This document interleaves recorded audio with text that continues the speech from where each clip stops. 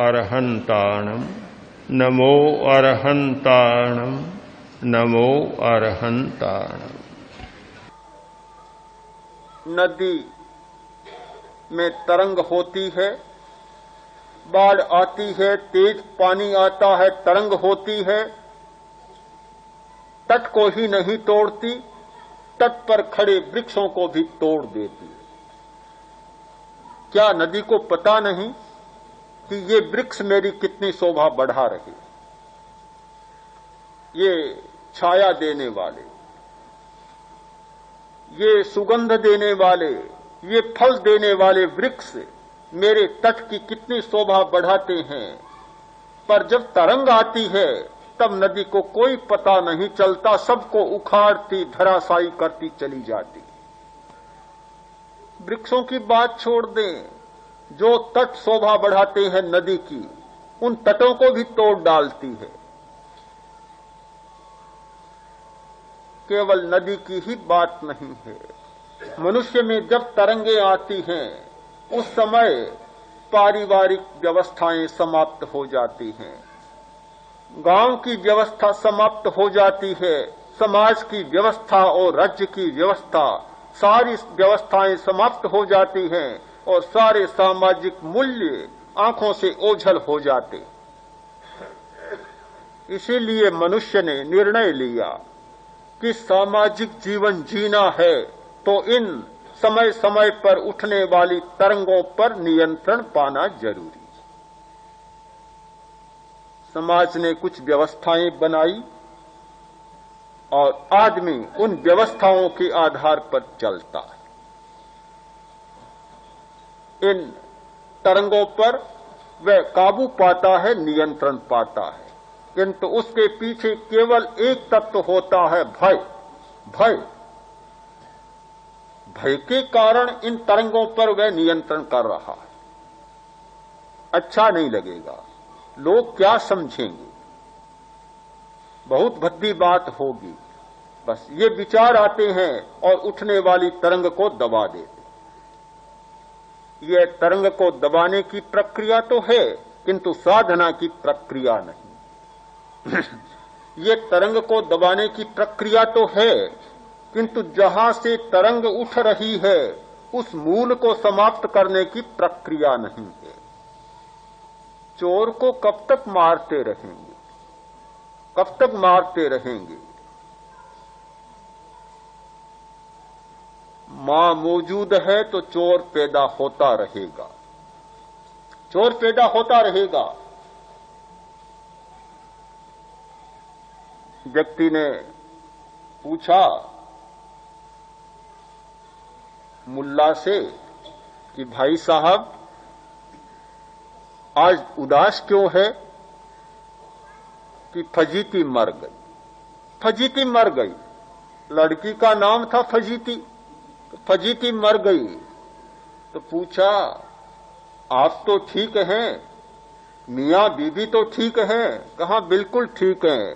तो बोला उदास होने की क्या बात है, जब मियां बीबी जिंदे हैं, मियां बीबी जिंदे हैं तो ये फजीतियां तो होती ही रहेंगी। जब तक ये मूल विद्यमान है तब तक एक को दबाया, दूसरे को दबाया, फिर विकल्प उठा, फिर तरंगे उठी, कब तक दबाते रहेंगे? साधना के क्षेत्र में काम करने वालों ने एक खोज की, एक सत्य को खोजा कि इन विकल्पों की तरंगों को समाप्त करने से काम नहीं होगा, हमें शोधन करना चाहिए कि जहां से ये सारी तरंगें पैदा हो रही, उसका शोधन करना चाहिए।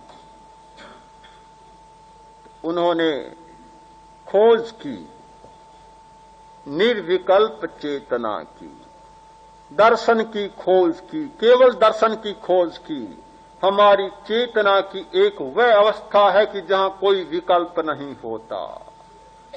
यदि व्यक्ति दर्शन की भूमिका में अभ्यास करें, निर्विकल्प चेतना की आराधना करें, उसका आलंबन लें, तो ऐसी स्थिति का निर्माण हो सकता है कि ये विकल्प की तरंगें उठनी कम हो जाए और होते होते समाप्त भी हो जाए।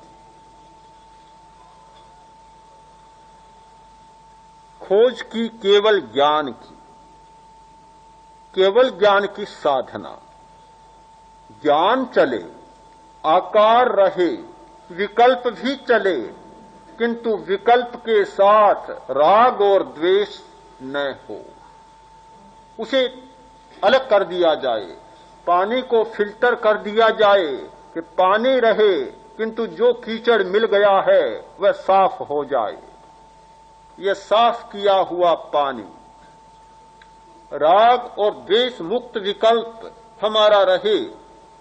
ये दो बड़ी महत्वपूर्ण खोजें हुई, निर्विकल्प चेतना की खोज और राग द्वेष मुक्त विकल्प चेतना की खोज। इससे आगे कोई साधना नहीं है। साधना की सारी पद्धतियां इन दो में समाहित हो जाती हैं। सारी नदियां जैसे सागर में मिल जाती हैं, वैसे साधना की सारी पद्धतियां केवल दर्शन की साधना और केवल ज्ञान की साधना में मिल जाती है।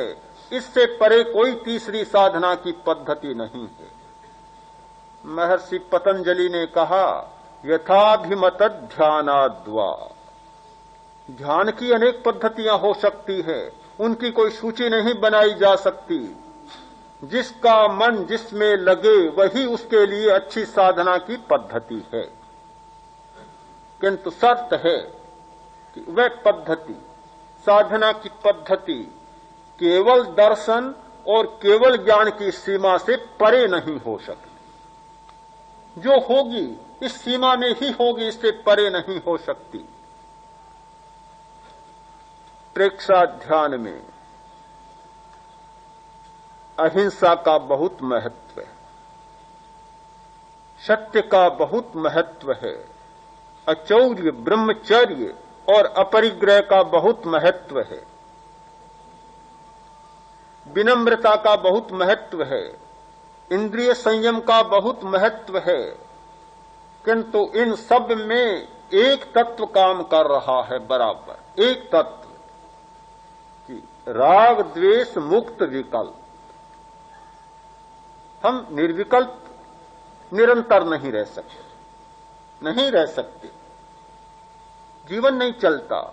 एक ओर जीवन की यात्रा को चलाना तो दूसरी ओर निर्विकल्प रहना, ये दोनों बातें संभव नहीं है। जो निरंतर निर्विकल्प रहना चाहे उसे तो फिर जीवन यात्रा को जल्दी संपन्न करना होगा, संपन्न करना होगा।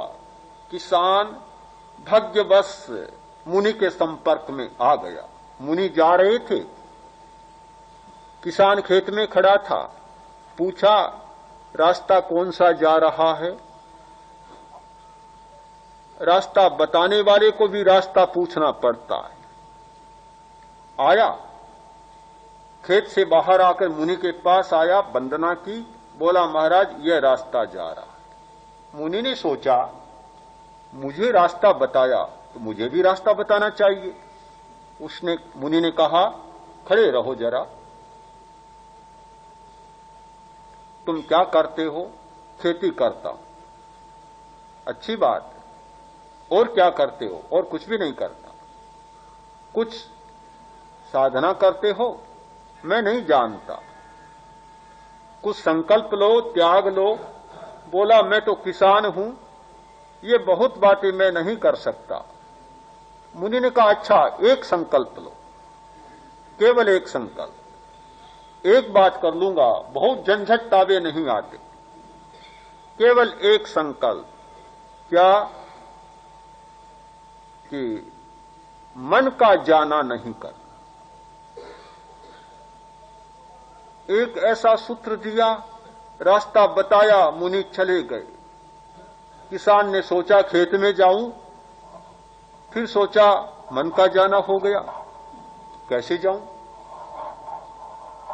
खड़ा रहा हुआ। पत्नी आई घर से भोजन लेकर, देखा किसान खेत में नहीं बाहर खड़ा है।